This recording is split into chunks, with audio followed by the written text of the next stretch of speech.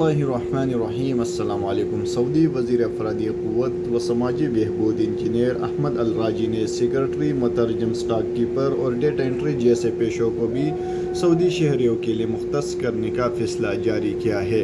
वज़ीर अफरादी क़ुव्वत के जारी करदा फैसले के मुताबिक आइंदा मुमलिकत भर में डेटा एंट्री, स्टॉक कीपर्स, मुतरजम और सेक्रेटरी के पेशे पर सिर्फ सऊदी शहरी काम करेंगे। गैर मुल्कियों को इन पेशों पर काम की इजाज़त नहीं होगी। वज़ारत अफरादी क़ुव्वत ने नया फैसला लेबर मार्केट में नौजवानों की शराकत की दायरा बढ़ाने और कौमी माशियत में इनका कारकर्दगी मौसर बनाने के कौमी पॉलिसी के तहत किया है।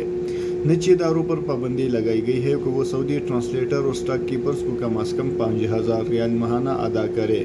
इन पर तैनात किए जाने वाले मुकामी शहरियों को सऊदीज़ेशन की शरह में शामिल नहीं की जाएगी।